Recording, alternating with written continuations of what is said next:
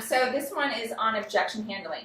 So I highly recommend that you guys watch the one that was yesterday as well, because everyone has different objections. And basically what I do is I go down, get objections you guys are dealing with right now in your business.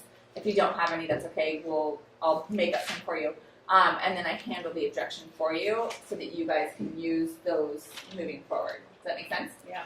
Okay, cool. And do any of you guys have coaches or have been to any coaching seminars? Yeah. I've been to Kirby-Ellis. Kirby-Ellis's? Okay. Oh, Anyone else? Anyone else? Okay. So my coaches through the years have mainly been Tom Ferry and some of his coaches.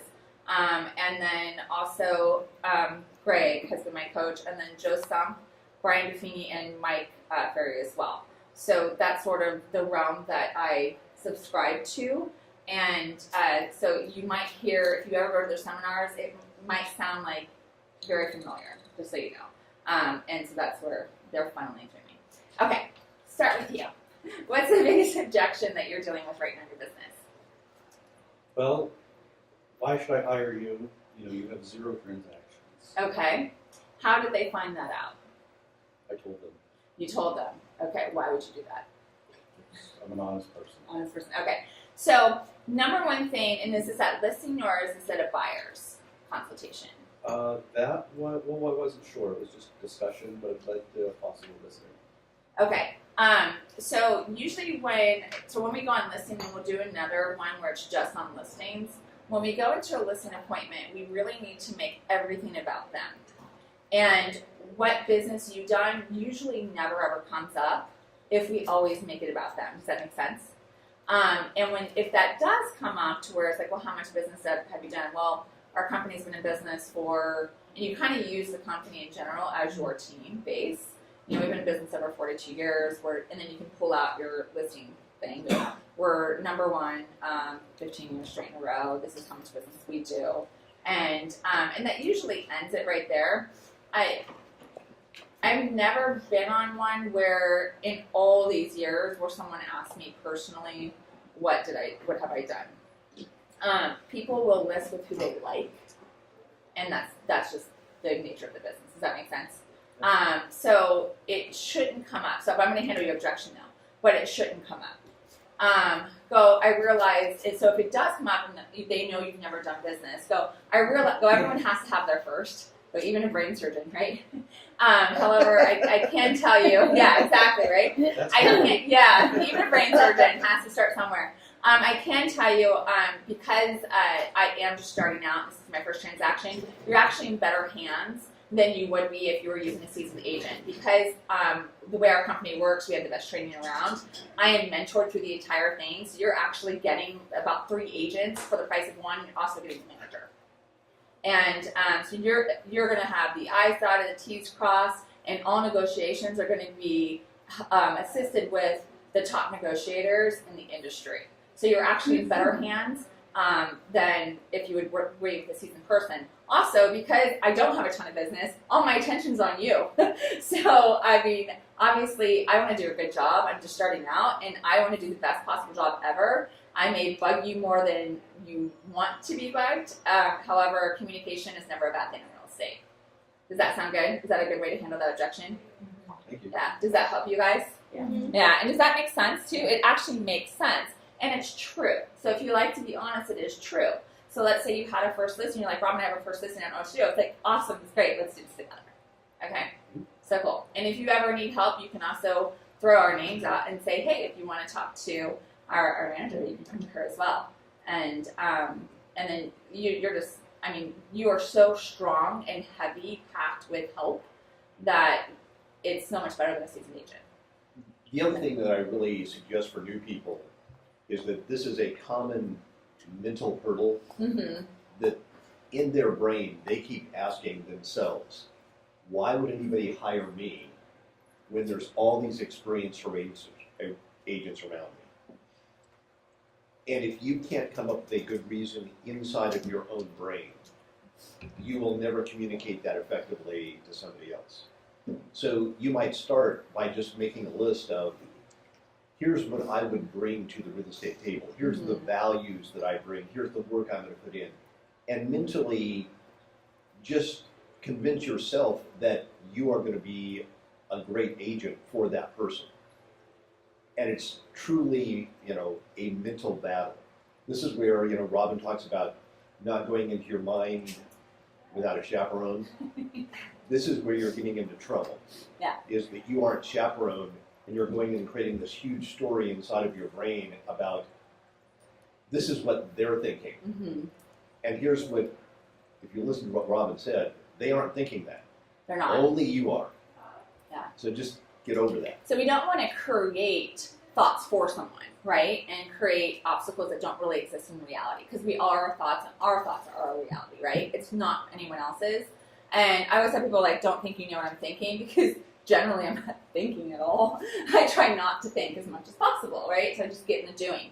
So to share with you my first transaction back in 2003, my first listing, they did know it was my first listing. However, they knew me. I was in lending before, and I was also their lender. They knew my work ethic. They knew that I was a person, no matter what, I was going to get it done, right? So I sat there at a Thai Restaurant. I think it was Mama Mia's or whatever. I don't know if it's still there in Newport on PCH. No. And it's not there anymore. So this is how dated it is. It was three carbon copy contracts was the listing agreement. Yeah. And we sat there, had Italian, and wrote this up. And I just never stopped staying in my lane from that moment. And it was a really hot real estate market at that time. And I just kept going. Everyone's like, can you help me? Yes. And I just kept going, and I just kept everything about everybody else. And didn't even have time to be focused on me at all, because I was so busy learning too, because I had no idea what I was doing, and I had no training, and I had to figure it out, right? And we didn't have the internet. We didn't have all these things that we have today. We had the internet, but it wasn't really like it is, right? So it's okay. Everyone's got to start. But yeah, the brain surgeon, the heart surgeon, the facelift person. Could you imagine being the first facelift? Oh my God, right? So, however, when someone does do their first, that's why they have residencies in medical school, is it's the best person to be with, because they probably have 3 other surgeons with them, right? So you have 3 other surgeons. Okay, cool. Awesome. Thanks for sharing. I don't really have objections. Okay. But I would say probably The same one? as Ryan, yeah. Okay. I'm pretty new too. So. Okay, perfect. So again, for you, whether it's a buyer or seller, I always say that you're the surgeon. The agent's actually the surgeon. We have people to do the prep work, and we have people to do the cleanup work, and those are like your TCs and your escrow and everything. So you have a team of surgeons with you because you are new. So your clients will have the most protection possible. So, yeah, so you're in good hands. Yeah, it does. It makes sense. Yeah, exactly. So, bring it. By the way, Daniel, welcome, Daniel. He just joined. Hi, He's in our legal office. Yeah. I don't have any objections that really are right now, but Okay. I would say something that constantly comes up. Buyer, seller, doesn't matter what it is. Somebody always wants a chunk of your commission. Okay, love this one. Definitely listen to all the tapes yesterday as well. I'm gonna get a chance. So let's start with the listing side on commission handling. I recommend the book Fierce Conversations for everyone, and I did a class on it, which is online. It's by chapter. Each class is per chapter. Fierce Conversations is really going to help you. The more confident you are, the more passionate you are, the more you are under conviction in speaking, no one will ask you for any credits or anything. So when it comes to listings, again, when you're meeting with them, you make everything about them when you're doing the listing. And what happens in that moment is they become vulnerable. So when you make everything about them and you find out, because the first question I would ask someone when going on a listing is, you said, okay, I would just sit them down. I would not even look at the house. Go, so tell me why I'm here. And they're like, well, you're here to list the house. I know I'm here to list your house today. You see what I'm doing? So I know I'm here to list your house today. However, I also know that nobody sells their home unless there's something, life happens. Like there's a life-changing thing going on. Nobody just calls a realtor, I'm not that fun, right, to list their house. So it's either for a good reason or for a reason that was not planned, right? And it's either, you're moving up, or you're an empty nester now, or there's a death, or there's a divorce or something. So I really just want to know why I'm here today, and so we can come up with a plan together that will fit your situation, because every situation is different. And then I shut up, right? And I let them tell me their story.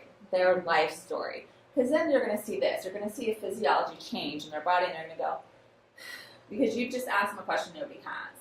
And you are showing a connection and a care. So now they're going to tell you everything that's going on in their life. Now, at the end of that, and a lot of times they will cry, because people used to call me the Barbara Walters of real estate, because everyone would cry at my listing appointments. And they would tell them everything, and then they would kind of be down, and they'd release all of this energy.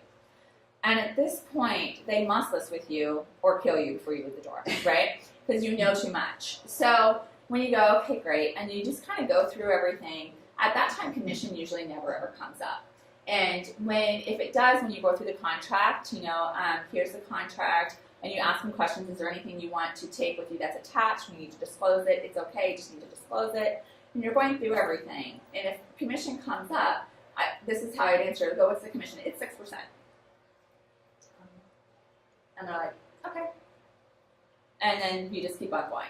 I've even answered this question on the phone, and they still have me come out and they listed with me. Because they asked their neighbor, but what does she charge? She charges 6%. And they're like, okay. And they had their house listed before with someone else at 5%. But how did that work out, right? So when the neighbor called me, they said, what do you charge? I go 6%. They're like, okay. And I showed up. But I'm not hiding it. I'm not lying about it. And I'm providing value. So when there's an absence of value, cost is always a problem. So we want to show our value up front, and we want to show the trust and the connection up front. Does that make sense? Mm-hmm. So when we do take the listing, and we want to show them that they're getting what they're paying for, right? So we do want to be attentive to them the whole time.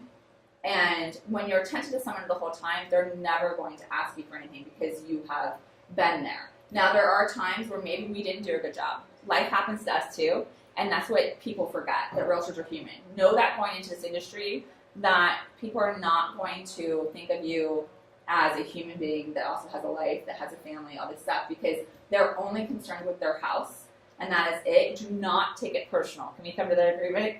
Okay? Don't take it personal. Because it can be very hurtful sometimes when people are calling you all hours of the day, because it can be very intrusive. So just know that they are very emotional, and we're there to calm them down, okay? They only know what we teach them. So they don't know how the industry works until we teach them how the industry works and how we work. So we have to lay out the expectations up front of how we communicate, when it's okay to communicate, and when we're available. Now, on the buyer side, and by the way, when they come to commission objections, like, can you cut the commission? One of the number one thing I say is, look, if I can't negotiate for my own business, don't you dare give me your listing, because this is your number one financial asset. And if you want to go to a discount broker, which I wouldn't go to a discount brain surgeon, I wouldn't go to a discount facelift person, this is your biggest financial asset, you are going to lose 5 times as much in negotiation power than you would giving me the extra 1%. I mean, sometimes what are you talking, 10,000? I do the math, 10,000, 20,000. Are you willing to lose 50,000 or 100,000 in negotiation power? Because if they cannot negotiate for themselves, they're not going to care about your house. They don't care about their bank account. They don't care about yours.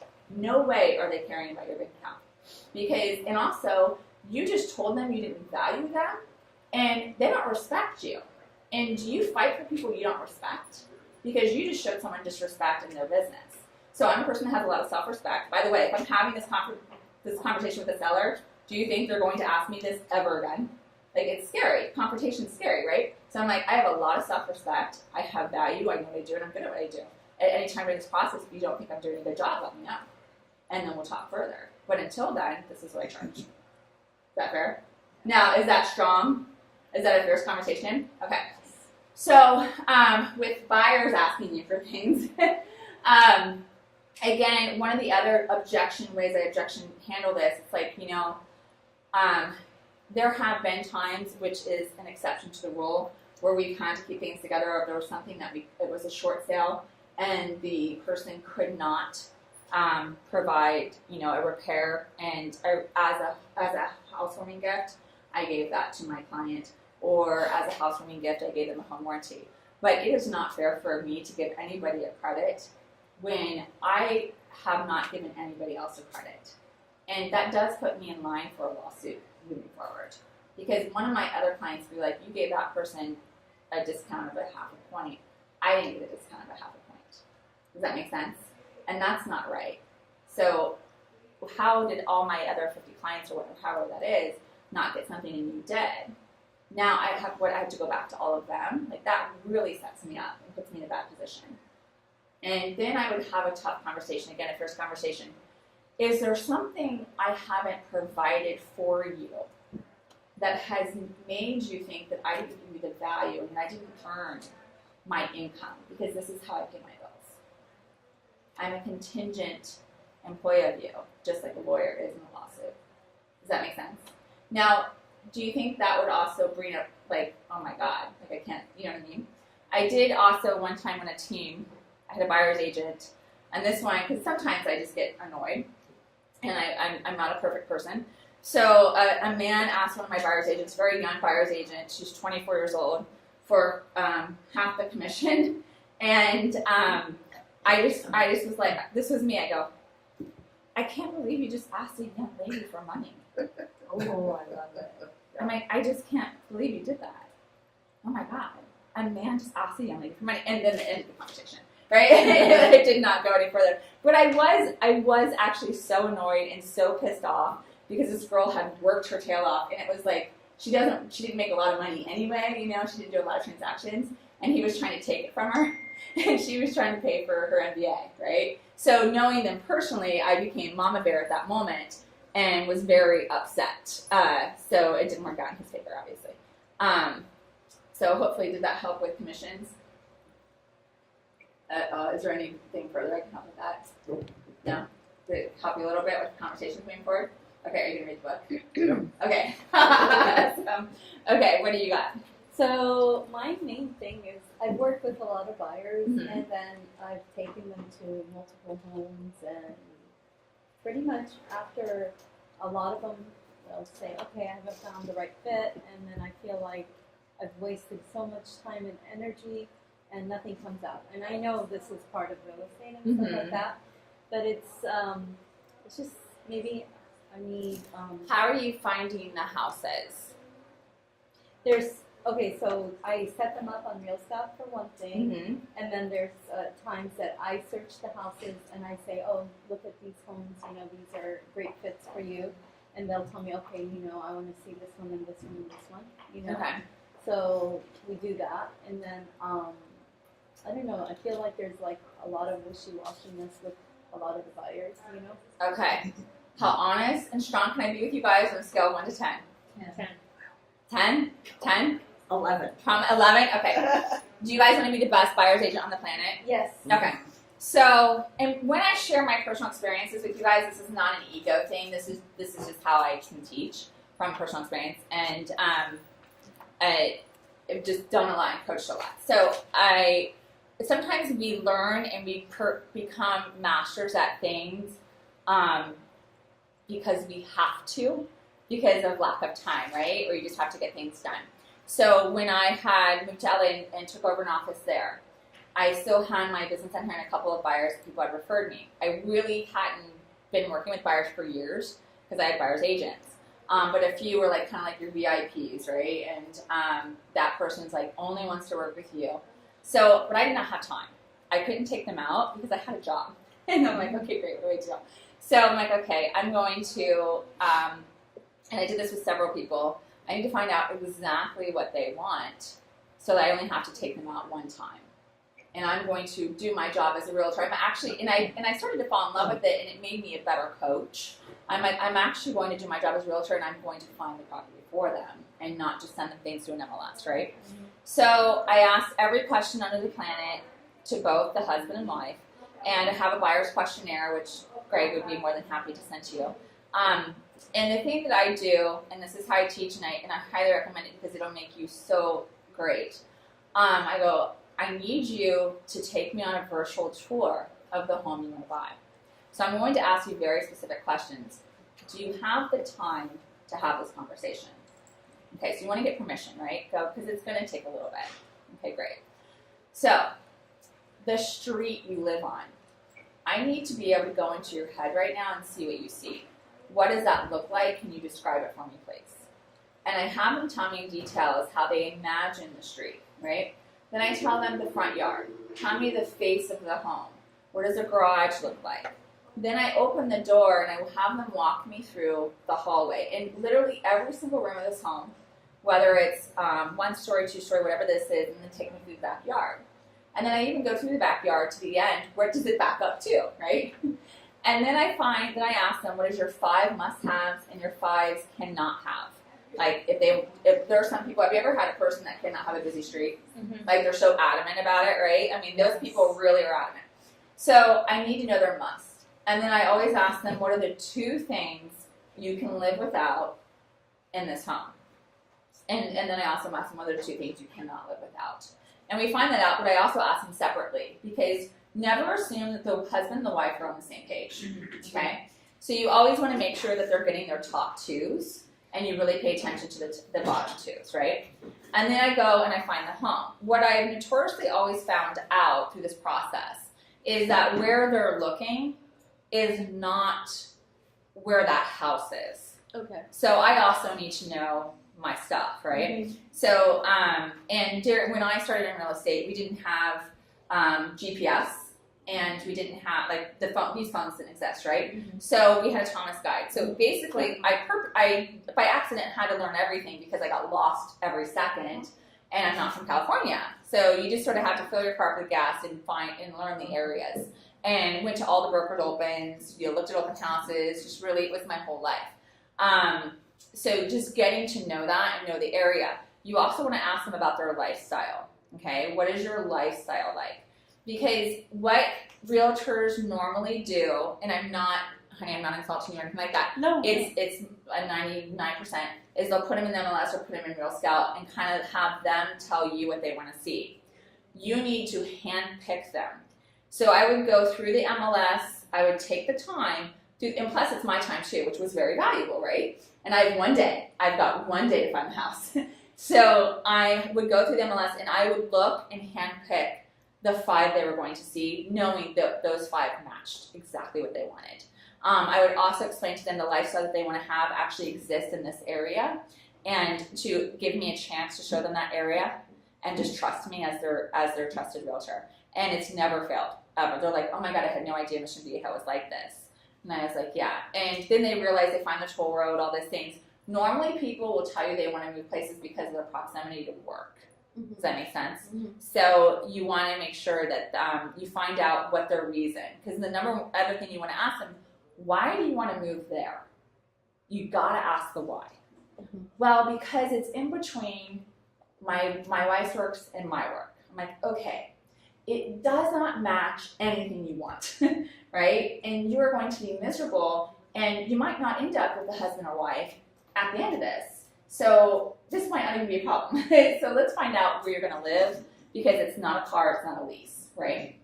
Does that make sense? Okay, good. Does that help? Yes. So Okay. I'm sorry, you gave us on the buyer's side. So I know that you went through the listing side. Mm-hmm. I mean,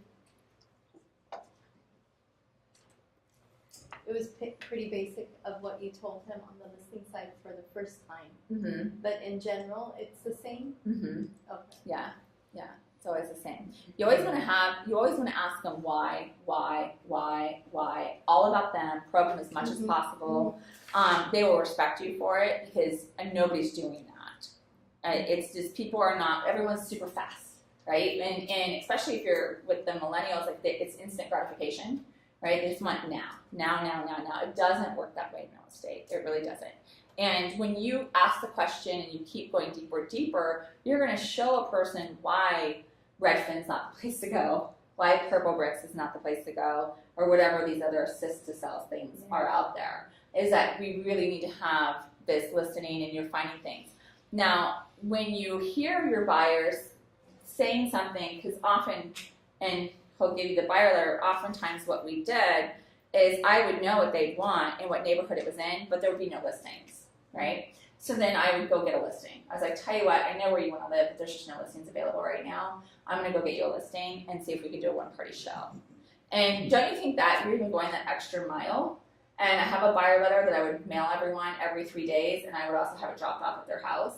and I would end up with listings. So my worst case scenario is I was going to end up with listings, right? And it works like a charm. It never has not worked. It's the fastest way to make money. So we should just do a class on that letter. We'll do a class on that letter. If you guys just do it, it will work, I promise, okay? It's never not worked. I took the same letter up to LA and gave it to them too, and I've been using it since 2007. So Well, it's, I'd like that letter. yeah, 11 years and it still Because works. I would love to have the worst thing is to be a listing agent. That's So something I you would want love to turn into a listing agent. Yes. That's actually, that letter is how I turned into a listing agent. Yeah. And then I had too many buyers because buyers come from listings, and then I got buyers agents. Right. So since 2008, I stopped doing the buyers, right? So it's that's how you become a listing agent. It's the way to have a good life too. You wanna have a 9 to 5 life. With That's that- your life, too. And also, I just thought of something with your objection handle for commissions cutting. You always want to have the conversations, and this is what's missing in buyer consultations, also in listing consultations, is we're not doing the expectations up front. And what happens is we don't, and sorry about that, by the way, I didn't know it was on. We don't tell them up front, and people get afraid because they're so excited they got the business. We don't tell them up front how it's going to go. So up front, I would go, okay, how do you like communication? Are you a texter, email, or phone? And what are the best times to communicate? Mm. And they're like, well, I'm up early. I was like, okay, you must define early for me because I'm up at 4. So how early is that? They're like, not 4. I'm like, okay, great, we can call you then anyway. But what does that mean for you? So you need to define everything. But you also need to let them know how you communicate. So I'm like, okay, I understand that you like text. I want to let you know I'm not that great at text. I'm better at email and phone. However, I will check my text for you at this time and this time. Because often I'm driving and I can't text and drive at the same time without probably killing someone, right? So and then also you want to let them know there's going to be times we're going to have to talk voice to voice because I have to be able to explain things to you and I can't really do it correctly in an email and things can get misconstrued. So we need to be able to talk. So you need to have that conversation. In this conversation, this is where this comes up, but I want to let you know, do you have any questions on how commission works? Just nip it in the bud day one, okay? I just want to let you know I am on contingent. I don't get paid until it closes. Obviously, I'm motivated to get you to close. I have a lot of people I have to pay too. I have insurance that I pay to make sure your file is compliant. They have up to 4 years to sue you on a lot of things, so you are going to be covered there. And I also pay my broker. That keeps me covered. And you know, my assistant and everything, and then I'm paid at the end. I just want to let you know right now, we do not do credits at my company. So I just want to let you know now. Is that okay? You know? You agree to it up front, so it never comes up later. Does that make sense? I think the biggest thing I run into, especially in this area, is that everybody, well, not everybody, most Right. people they're affluent, they have money, Right. they run businesses, they've done something, and they understand the ins and outs of, you know, the sheet, you know, what you're paying, what your credits and debits are, Mm-hmm. and they're like, you're just making too much money. Just for the fact that you're making too much money in their eyes, they think they deserve a chunk of that. And that's, I mean, Right. you sidestep it or whatever, but that So it's seems to so be the biggest thing. Funny. So one of the things, and I've talked on stages on this before, and by the way, I'm a tough cookie though. Okay, so this doesn't work for everyone. But one of the things I was responding to, I'm like, look, you're welcome to join me in my industry at any time. You really are. I know it appears that I make a lot of money from one thing, and if it sells fast, good for me, finally, right? That's not the case. There's a lot of money we have to put into our company and our business to keep it alive. And at the end of the day, I've never had anyone tell me I make too much money through the years, because I know at the end when I'm paying my taxes and when I'm doing everything like that, or I've had debt before, I've never had a mortgage company call me and say I make too much money. I've had them call me and say, where's my payment? You know, it's never been that way. So it's really disrespectful for someone to say that to me because I work really hard and I put a lot of sacrifice of my life into my career. And when everyone else is out with their families having a good time and, you know, having weekends off and everything, I've been working. So if you want to know what it's like in this industry, I can help you get your license and you can come work for me. Yeah, it's I'm a pretty tough one. But that shuts it down because you can also go like, does anybody ever tell you that? Because I don't know what you make, but how hard do you work? You know, do you want to know how hard I work? You are welcome to chaperone me for a day. I always tell people you can follow me around. Surviving one day with me, good luck, right? Because they're going to be up at the crack of dawn and they're not going to bed until really late. And a lot of people are like, oh my God, I can't deal with this. Because every 15 minutes, I know how long it takes for me to go to the bathroom. I know how long a red light is. Red light, by the way, is never more than, it's like 120 seconds. Like literally, I'm like, come on, we got this, you know? So it's, that's how timed I am. So, but again, it's gonna be your energy and your confidence. People can feel that and they'll know if they can come at you or not. So we'll just work on that. Does that sound good? Okay, cool. By the way, I didn't walk in my first day like this either. Over time, over books and coaches, my coaches especially, and that's why I'm here, are the ones that really helped fine tune that confidence level. Okay, so I'll get you there as well. Sound good?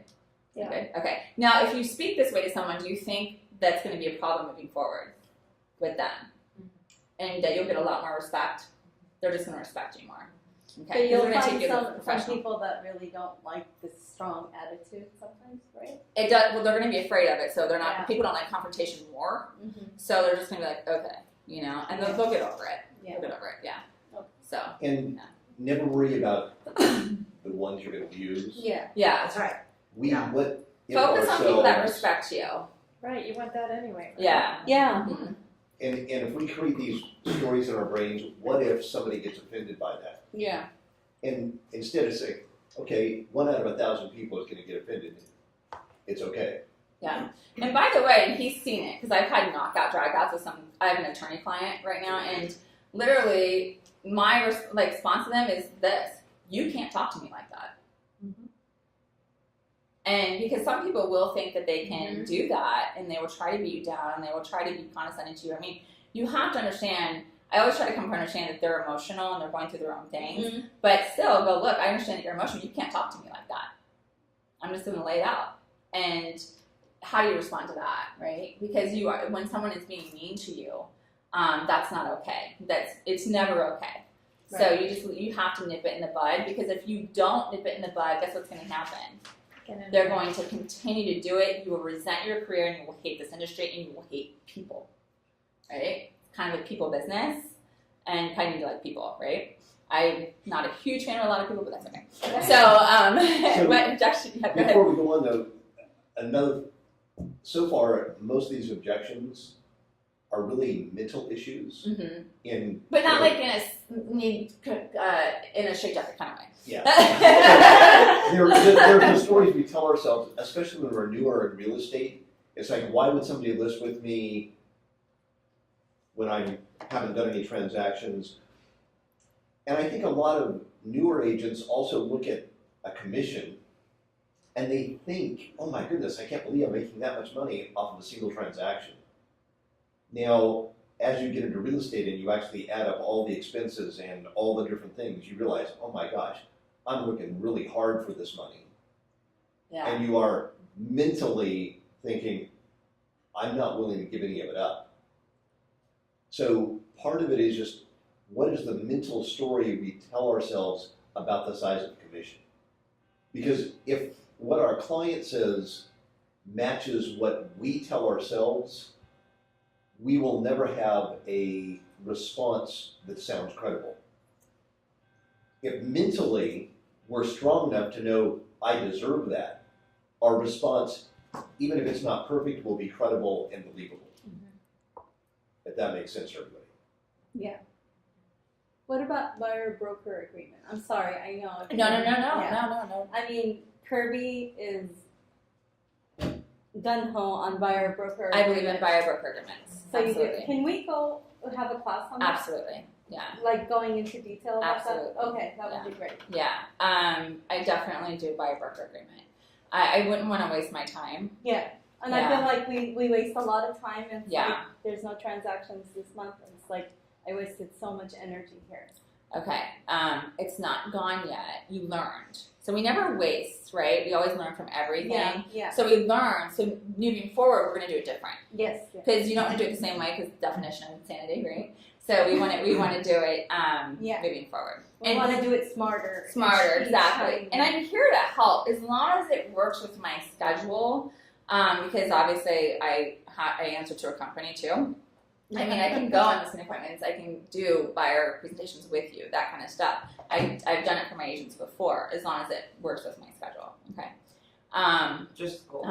on what she was saying, Mhm. I've had that happen a lot where I've spent a Yeah. month or 2 months or whatever amount of time with a buyer, Yeah. and then they say I don't want to do this right now, or they walk away, whatever. I think twice I've lost them altogether, but every other time, a year later, Yeah. they come back. Okay. Yeah. And you just gotta cultivate from that point to the other, once Right. you get back to it again, because it always comes around. Right. Right. And you never want to stop having contact. And that's where like the database comes in, the drip campaigns. Just because they say they want to put it on hold, be like, okay, great. I'm going to keep you posted just in case that one needle in the haystack comes out. I'm going to keep you posted on that. But keep them posted on other things. Right. You know, you want to That's true. keep in contact because if you're not going to, somebody else is going to. Yeah.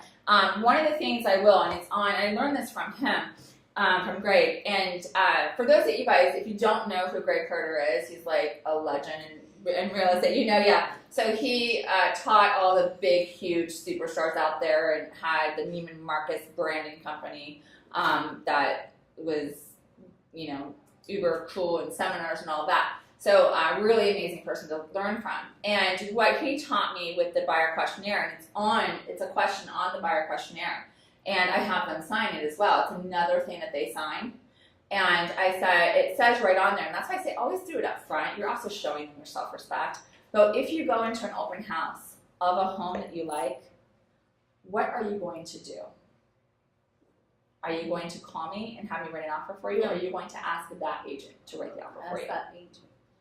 I asked the question up front, and I let them know how we work because we have to teach them, right? Mhm. So one of the things, and you actually taught this with one of your agents, again, and this was way back when, before internet, and like, you know, I do think buyers and sellers are a little bit more educated now, but they didn't know, like a friend went to go have dinner at another friend's house, and there was a real estate sign in their yard, they're a realtor, right, with another agent, but with their company.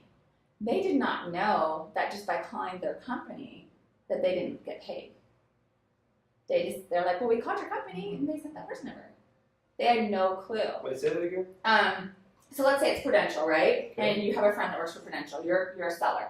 And you have your friend, blah, blah, blah, blah, and you talk about selling all the time. And when you're ready to sell, you call Prudential. Okay. And you're like, hey, that's why it's so important to have your own brand. So you call Prudential and you're like, hey, I'm ready to list my house. They did not know that their friend wasn't going to get paid in that transaction. Who's friend? The So seller's friend the works for exact- Prudential. The exact example that she's talking about Yeah. is there was a big couple, Cole Baker team, and they promoted their team really well, and everything was team. Mm-hmm. And this is one of the reasons why I always say be careful of teams, but they promoted the team, and their best friends with this couple decided to sell their house, and they actually talked to them about selling their house, but they didn't want to bother their friends who they knew were very successful agents, so they called the Coldwell Banker office and said, are ready to list our house, and they sent out an agent, and they listed the house. It just wasn't with them or their team, but And they had no they clue. thought it was the Yeah. Coldwell Banker team, and Yeah. they told I can them see later, well, I thought you shared everything. Aren't you just a big team? Yeah. Oh. See how that works? Gotcha. How's I can that? see how they could get confused. I've had a Yeah. lot of We conversations as with realtors too. make all these weird assumptions Yeah. because we know how real estate works. They don't. They do not. They only know what we teach them, That's true. right? So just like our bodies, when we go to the doctor, like we think we know how everything works, but we really don't until the doctor teaches us, right? You know, don't do that, or this might happen. And we're like, oh, I didn't know that, you know? And so we only know what we're taught, and they only know what they're taught. Like, so we only know what we know, right? So just beware of that. So in the beginning, I always would ask, and I just outright ask. It's on my sheet, so my sheet's helping me along, right? And I was like, so okay, next question: if you were to go into an open house, would you call me to write the offer? Just let you know, we work really, really hard. It really sucks when someone sees one open house. I'm up there, I'm with another client, and you walk in and you write an offer with that agent. And they're like, oh no, we would call you. Okay, great, I really appreciate that. And you just get the agreement up front. It's all about agreements. People will stick to their agreements most of the time. Mm-hmm. And you can tell if you're meeting someone that's completely shady, right? And, or their investor, like, I don't want to commit to you. Great. I believe in mutual commitments. I would never marry someone that said I don't want to commit to you, mm-hmm. right? So I see this as a marriage, a business marriage. And if you can't commit to me, I can't commit to you. I don't like cheating, right? So I'll tell you what, if I see something that I think is great, I'm going to send you an agreement for that one property. And I will show you that one property. But otherwise, I'm not going to go out to work for you. And the people that are committed with me are going to get the first dibs on my off-market stuff. Is that fair? So don't get mad at me when I have off-market stuff and I sell to someone else, okay? So you just want to be honest up front, right? And that's fair. That's fair. What objection do you have? Okay, so I gotta have to pick Okay. or do both. All right. So the thing that I find most irritating is that, of course, ever since the internet, this has snowballed. The consumer is convinced they know more than we do, Right. or that they've seen all the houses. Now, when I get objections, this is my second part. They preface it with this statement. So it doesn't matter what the objection is. You're a nice lady, but Okay. I want to say I'm not as nice as you think I am. That's what I would say, actually, probably. Yeah. I'm like, oh my God, boy, have I fooled you. Not that nice. I go, that's cute. So what I would say, I go, have you ever Googled what does headache mean?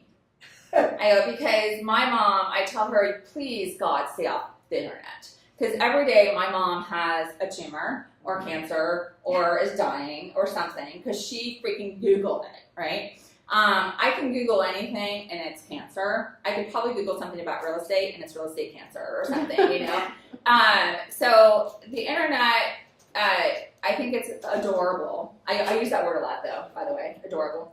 I think it's really adorable how everyone thinks what they read on the internet is true when they want it to be true, right? The internet is like a tabloid online. Mm-hmm. That's really all it is.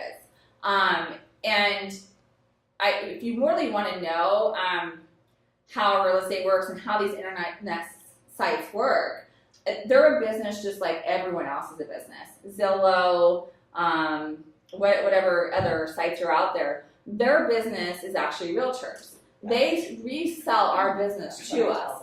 So without realtors, these businesses don't exist. There's opportunity in every business, and of course, everyone's going to jump on board. Real estate happens to be probably one of the biggest businesses out there in so many different ways and so many different opportunities in it. So it's just another opportunity for them to fool you, and you're falling for it. So how do you think that conversation goes, right? And you're falling for it. So we actually do seminars and talks and things about buyers and sellers and where they go wrong, and this is one of the things that we talk about. So what other questions do you have for me?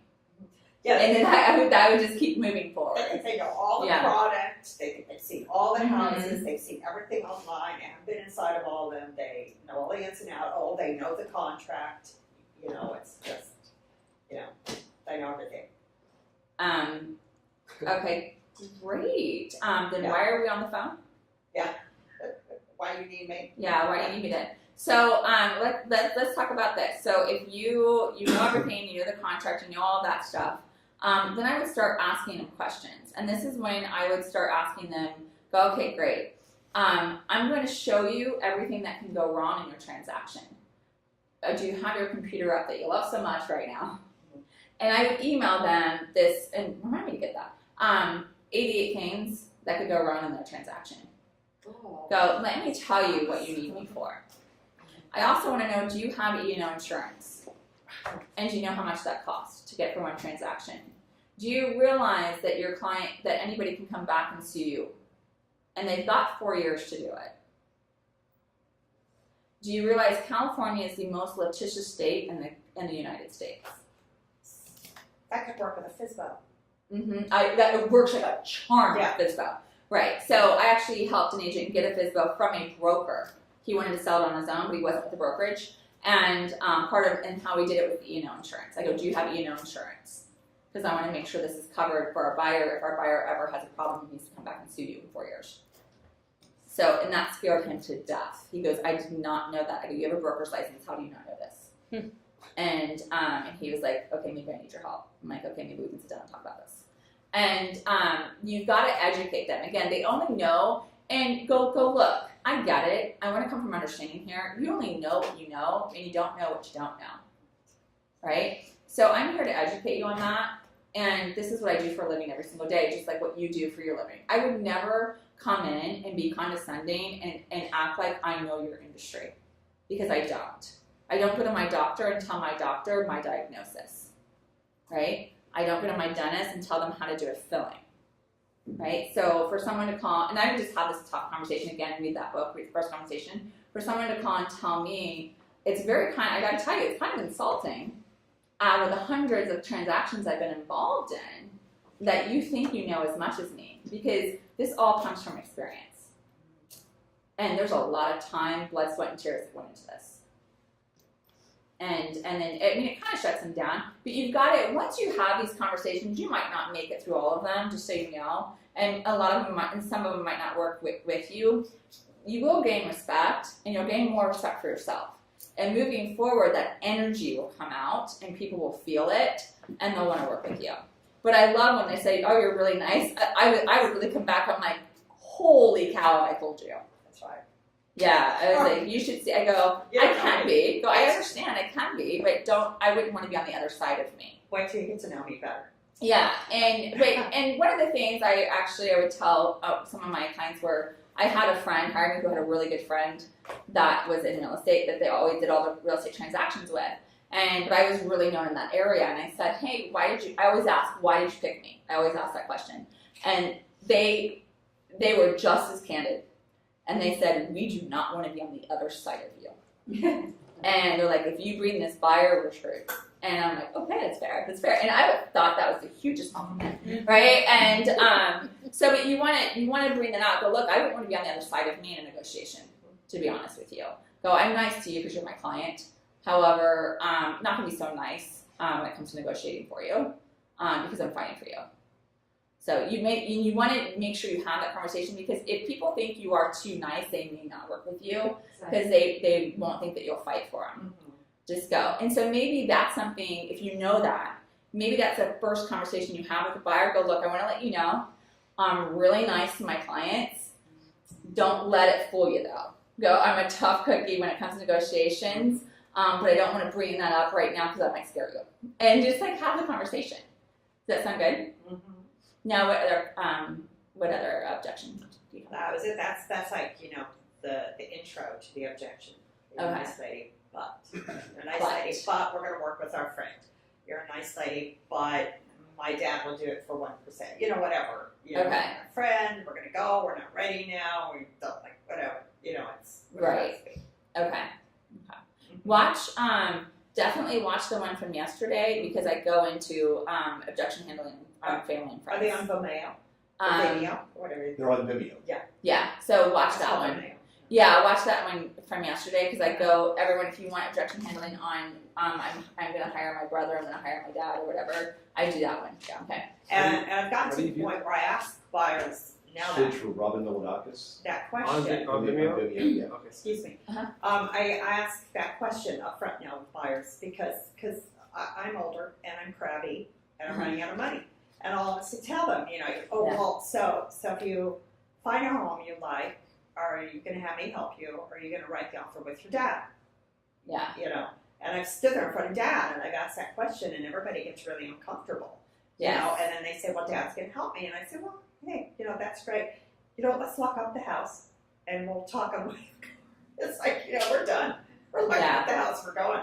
And, I'll ask them questions. And that's really helped me a lot And even if I don't even handle the objection, it's like mentally, it's like, The you know, most homes I would ever Right. show someone without a buyer broker agreement is one. sometimes I Yeah. like to spend an afternoon with somebody Yeah. before I sign them up because it may turn out after You don't an hour want or two, that, I don't yeah. really like them, Yeah. or, you know, But I so- would never spend more than one Yeah. day Right. with No, anyone. Yeah, without them signing that. And just be upfront about it. And by the way, I've never had anybody not sign when I've been upfront. Because you're showing them right now you're not trying to hide anything. Like, that people want the truth, even if they don't like it. Mhm. They do. They're so tired of it. They're so tired of being sold. They really are. If you just go in like totally authentic and honest and tough, they're going to appreciate it. Especially everything that Orange County's gone through the years. If you weren't in the business then, it was a slaughterhouse in Orange County with lending and short sales and foreclosures. We were so hit hard that people just want the truth. So just go in with the truth. But also truth to yourself. What objection do you have? I don't have anything specific on objection handling. I would say I need help on getting appointment with Okay. expires and those kind of leads that go out there. Getting No, the I'm so not- lead generation. No, the lead, or- not the lead, but getting Okay. the appointment. Getting the When they're appointment. not ready to release, they Okay. don't want to meet with you, they don't want to sit down. So I have to keep following up So until they are ready. watch. Did we do lead generation yesterday? Is that the one? Mhm. Watch the lead generation one yesterday, and I go all into that. Okay. And then we're doing. What else are we doing today? Farming. Farming. Are you in the farming class? Yes, I see Okay, that. so we'll talk more about that in there. Okay, but definitely watch lead generation from yesterday. It'll help you.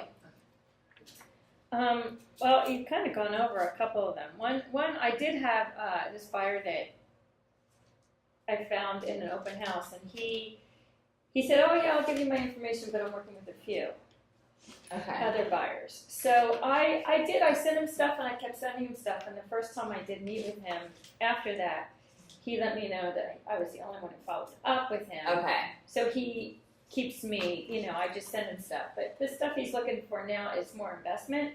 And I told him he needs to really drive by the areas before I go out there. Okay. So that's kind of worked for our relationship. But Okay. Good. the other thing that I had was the same thing too, the discount. I had a friend, and gosh, she just grilled me. Like, her husband's a doctor, and he gives all of his friends, discounts when they come to see him. So why wouldn't I give them a discount, Okay. as a realtor?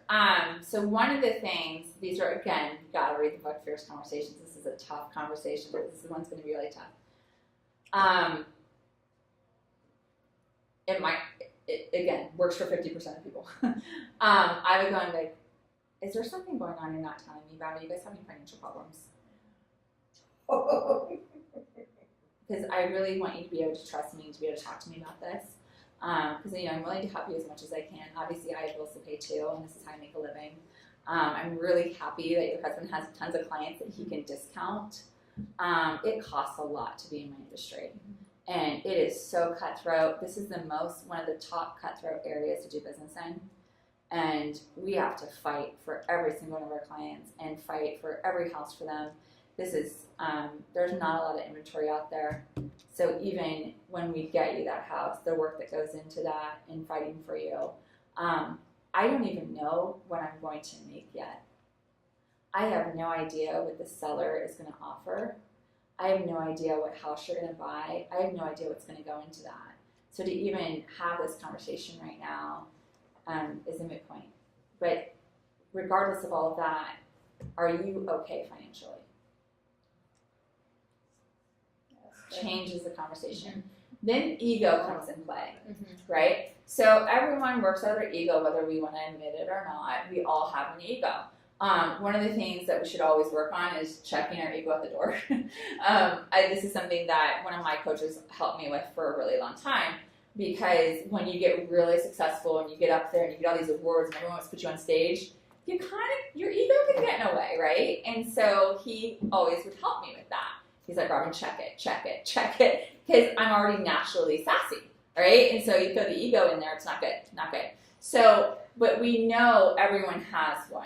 So when you play on it, and you want to be a good salesperson negotiator, it's gonna get bent, and they're gonna be like, oh, because you can't hurt a person, but you can hurt a person's ego.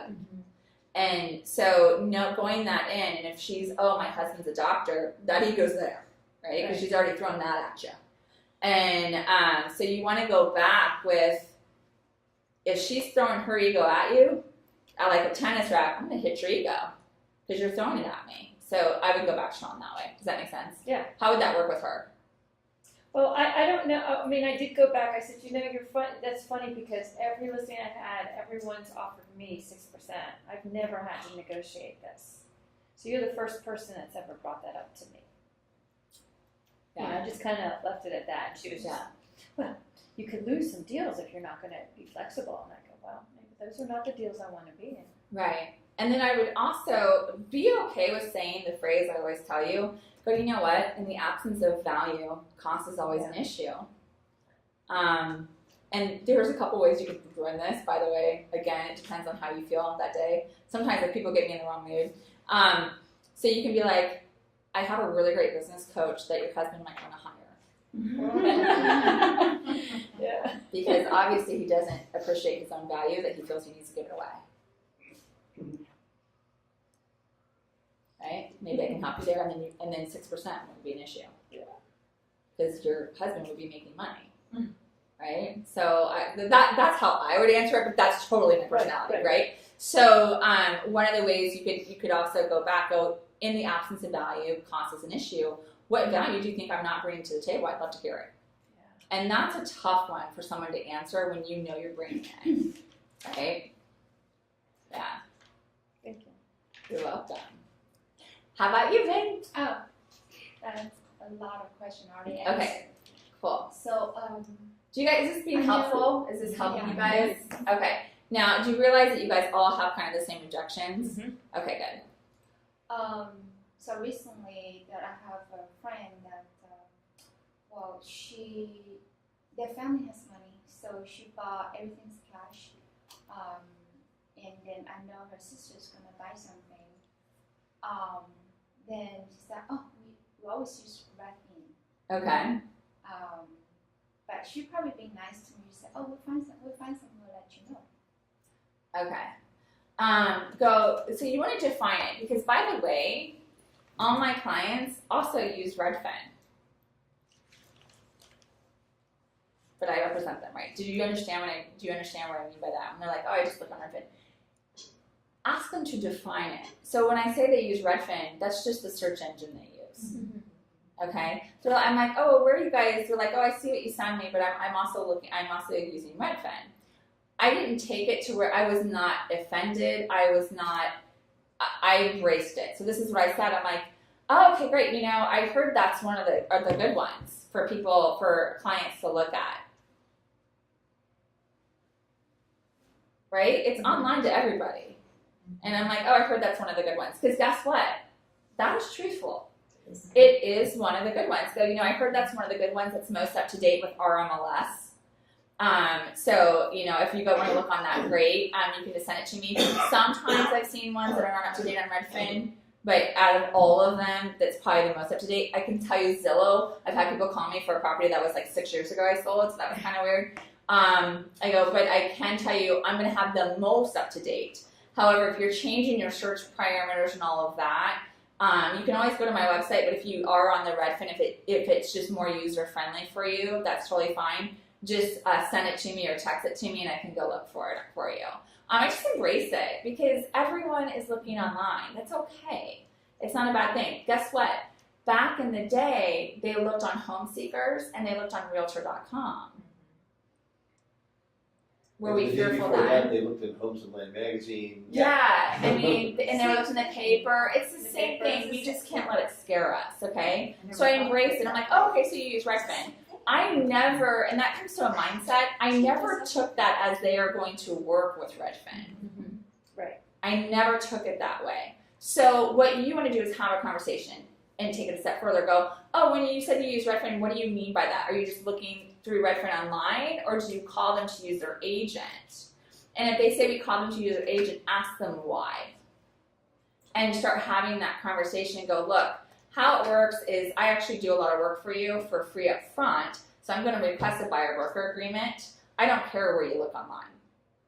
I'm okay with that. My agreement has nothing to do with what you look at online. But when you do go to write an offer, you and I are working together, and I'm going to go handpick things for you and make the appointment and negotiate with the seller. Did you realize on Redfin, your agent actually isn't doing the negotiations? It's actually going to like this portal, and you have no connection or relationship with this person. They don't care about what you pay. They're going to get paid the same regardless, because that's how they're. Agent at all? Sometimes they do, but it does go through a portal platform to where there's like a main station that does all the stuff for them. So sometimes they don't never meet the agent. Never. No. So other things, because I immigrated here, I don't have a lot of people like grow up here, have a lot of friends. So you write Christmas cards all the time, you know all the address. So when we do the booking, we send the cards, I call the people I know, LinkedIn and Facebook and all that. So how do you get the address?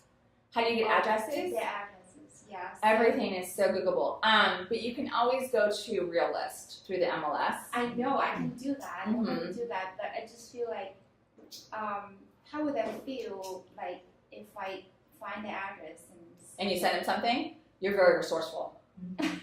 Because You are resourceful. information. Again, And they are thoughtful. don't get in your head. Yeah, they don't remember. Because they don't know how you got their information. They assume you know. So if someone were to ever ask, how'd you get my address? I'm a realtor. You can't hide from me. You have, You you know? have a public record. Yeah, but I'm a realtor. I know everyone's address. It's my job. Yeah. It's my job. Do Because you you need do to that know an fast. address? Do you need to find somebody? Yeah. Yeah, have fun with it. Go have fun with it. Go. I can find an address faster than a private investigator. I'm in real estate. Yeah. By the way, and they need to know that when you're going through a transaction, go, if there's anything I need to know that you think might affect this transaction, please tell me. And I often will share with them something that happened. I go, I was in the middle of a transaction. We were in escrow. And I called the husband and I go, look, I have a funny question. I have kind of a weird question to ask you. And he said, yeah. And by the way, they had no children. He was married. And I go, do you have a child? And he goes, how do you know this? I want you to know do you pay child support, or was an agreement or something? And he goes, please don't tell my wife. And I go, you can't hide anything from me. I go, I need you to tell me what's going on. Because I knew the lending was happening and everything, and it was a public record somewhere, and he did a cash settlement and was not part of this child's life. And I go, look, I'm not here to judge you, I'm just here to close. I go, but you gotta tell me these things, and I need you to tell me if she knows anything, because I need to go back and tell the processor and underwriter not to call her about this. And I go, I'm not gonna be in the middle of a divorce. And he's like, got it. So you've gotta have those conversations straight up front, and I tell people, I go, look, I had someone who had a kid and the wife didn't know he had a kid. So anything I need to know, you need to tell me separately, just tell me. Just tell me, I'm not here to judge, right? I'm just here to get you through. So things like that, like bankruptcy, stuff like that, life happens to everyone, right? Life happens. And I'm probably the most understanding because life has happened to me a lot. So you just want to go in understanding and say, just tell me what's going on so that I can help you get the house. And just let them know. So they need to have that bond with you. Okay, last victim. Everything's been handled, but I would like to add something. First of all, the book's on Amazon. I ordered it. Oh, the Fierce Conversation? Yeah. And so you guys, you can get it, it's like $13.95. And It's by Susan Scott, by the way. and pay good attention to Robin when she's going through these scripts, because her body language is fantastic. And you do all the open body, I've been observing you, and you do all the open body language and everything. It's really, really important that you learn the body language, because you're gonna know what your client, they could be saying one thing, but their body's telling you something else. It's really important because you can nip things in the bud, or get on a different track, or stop talking. You want to be very engaged with your client, and we'll go more through this. I'll teach a class on the love languages. So I've asked a lot of you guys to do. I'll teach a class on DISC as well. To the DISC and to the love language. And the reason why is you want to be able to know about yourself so that you can tell what your client's love language is, so you can communicate with them. Okay, everyone wants to feel loved. It's a natural thing. And if we don't know how how they take that in, we may, one, never connect, but not know how to communicate. Does that make sense? So there's a reason why I do all this crazy madness stuff with you, which you'll get a link to soon. So I'll ask you to take these crazy assessments. You're like, this girl's kind of weird. It's part of the process. Trust it. Just trust it. Okay. Trust it. So, but you will know the body language. I do this a lot. And then also when you're talking about other realtors, and again, I always say that I've been brainwashed because I've had so much coaching. But when you're talking about other realtors, or if they bring up other realtors, go, I don't know what they do. And you get them out, right? And that was, that's like a Mike Ferry kind of trick. You know, go, I don't know about the others, right? And this is, it's a mind, and just, if you guys ever want to like get really, really, really, really crazy good and study NLP, that's kind of where I go all the time. And then to be fast on wit. Now, when I say perfecting it, this is people that really love real estate and want to get into their career. I also took improv. So, because I wanted to be quick I wanted to be the fastest. Yeah, I wanted to be the fastest. And so, there's other things you can do to perfect your art, is what I call it, in this industry. And I would really highly recommend taking an NLP class. But Robin, what's at the basis of improv? It's the theory that's at the basis. What's the theory? It's being so focused Uh-huh. on your partner. Mm-hmm. That's the key. We think Yes. it's coming from us. But by It's the focusing partner. on that other person. And that is true improv. So the improv I took, it's not stand up. So it's different. It was at the Groundlings. So it's like Saturday Night Live. Right. And that's where they get the people from, is the Groundlings. And so when you watch Saturday Night Live, they're working off each other. Exactly. And it's improv, and a lot of it's not scripted. And so, but you have to be so intensely connected with your partner because you're live.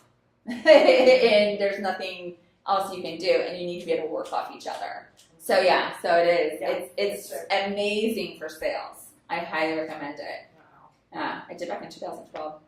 Did you have a question? I do. Okay. It just came to me. I had this deal a couple of years ago, and everything was great, and everything was going terrific, and the sellers were very happy with me. And the last day we were closing, we got a paperwork that the other agent, the buyer's agent, was crediting his buyers $8,000. Okay. Oh, yeah, I see that. And so now So my sellers have to sign that paperwork because now it's included in the escrow papers. And so they're asking me why I'm not giving them any money. And I mean, and I just said, I don't know what their Okay, so there's a lot of things we do this. By the way, I forgot a really great objection handle that everyone at my last company used, and it always worked for them. And I actually changed some policies in the or actually I didn't change it. I actually stuck to it.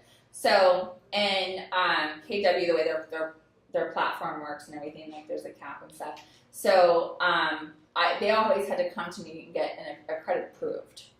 I mean, you can't take a listing for less than 5% without my approval, and you can't do a credit in escrow without my approval. If they had that cap, they had to come to me and I go, great, it's coming out of your side, it's not coming out of our company dollar, right? Because I'm not taking the hit for you if this is what you want to do. The reason why I did it, though, wasn't I was a mean person or not, as I wanted to coach them through it.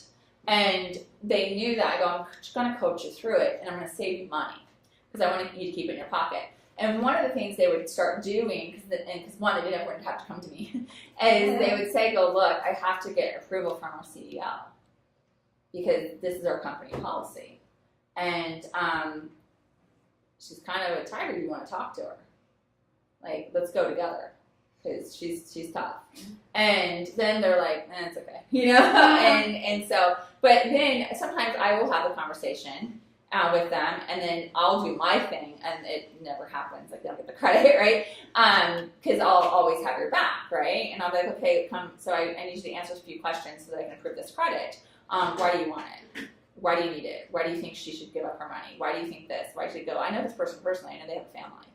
And so I get really, really tough and break the, I'm nice about it, and I always, I don't want you to lose your client, but I try to make me understand why they should be getting a credit. Do you know what I mean? And I make sure it's very nice and everything when we leave, but I'm okay with people throwing me under the bus and just saying, why had you get that approved from our company? These are our company policies. and they won't take a hit.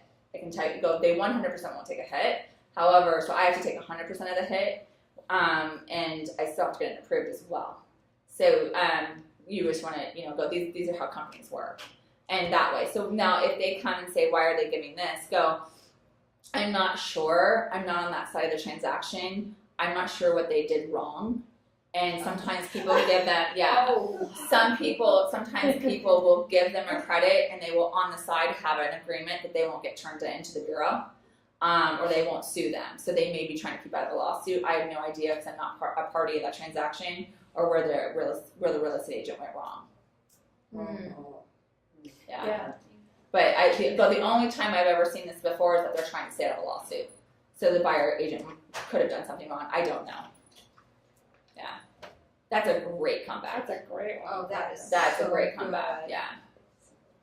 I think that one of the things I've learned with time is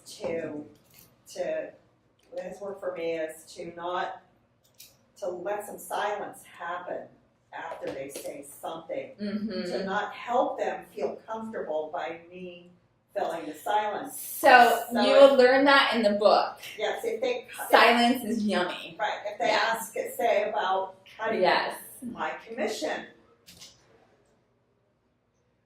Huh.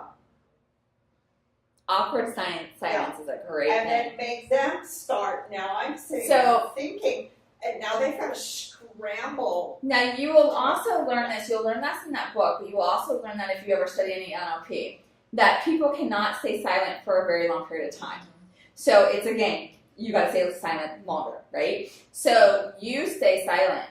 They will eventually talk, and then they will talk themselves out of the credit. Okay, so silence is golden. That's why I'm always like, shut up, let them talk, let them do it. Let them talk themselves through it, think themselves through it, because they're going to feel your displeasement, right, in this situation. Like, not pleased. Like, because I have a look where I'm like, not pleased. And it's just this look where everyone's like, oh God. And then they don't know what to say because they don't know what I'm going to say next, right? And so I just stay silent, and then they talk themselves out of it. Does that make sense? If I can't stay quiet, I catch myself. Yeah, you got to catch yourself. Now I know we went over. We have another one at 11:30. I'm welcome to, if you want to stay or if you have to leave. That's totally cool. If you have any other questions, I will answer them for you. What's LLP? What do you NLP. NLP. Neuro-linguistic programming. Yeah, it's neuro. Then how do you pronounce it? Linguistics programming. Yeah. YouTube has a lot of videos on it, and you can make like a folder in your library. So the ones you like the best, you can save and watch them over and over again and send them to your friends. And there's actually classes you can get certified and everything. To me, I'm just like, I geek out when it comes to like how much your brain is a hard drive, and I'm like, how many bits can it take in, and like that's just, I love it. I should have been a mad scientist or something. Like it's just, and like energies, and so I read so much about it and take classes just because it's an interest of mine. Tony Robbins big. Yeah, so I'm also in Tony Robbins coaching, so in his mastery coaching, I've gone through all his things. So that's why I always joke around. I've been brainwashed, and but I'm always working on myself and my mindset so that I can help others and be stronger myself. So anytime you get the opportunity to go to a Tony Robbins seminar or get into coaching, I highly recommend it. He's more of I do that for more mindset coaching, not real estate coaching, and then he's also more for business, like just in general. But it's such a feel good. I'm actually going to have a speaker come in from the Tony Robbins organization, and we're going to get a group discount on one of their programs of Unleash the Power Within. Have you guys ever done that? It's such a great group bonding thing. It's about I did it with my last company. I took a big group, and it's pretty intense, but it's so great and such a great bonding experience to do as a team. But you can't leave there feeling bad, and it's intense. You're there all day. So it's a commitment, and it goes over the weekend. But it's a really cool, mind-changing. No, it's like 5 days. Okay. It's 4 or 5 days, yeah. But it's really awesome. I think the next one that'll be close for this here is LA. But I'll find out. Oh. Yeah, it's only so many times a year. And they have them like in San Jose. They have them all over the place. Oh, the big one. Yeah. Mm-hmm. Next one in LA will be this year. I'll find out. I'll call them. I'll call my Yeah. coach and find out. Yeah. But I highly recommend. Have you ever been? No, I haven't. Are you into any of that kind of stuff? stuff. No. Yeah. It's very so. So you do a fire walking out there? Yeah. So I did the fire walk. I also went to Netherlands last year and I had to jump off telephone poles in his life mastery. But it's he always has you do something crazy. It's very it makes you very uncomfortable if it's not. And it talks about how we have our most growth when we're uncomfortable, right? So it's if you're not into that, it can be very uncomfortable. However, I still recommend it. I still try to push it to death because it's really it can be life changing, and just you find out more about yourself. It's about knowing yourself better, and then just having a more empowered life at home, and then also with your business. You always got to start with you.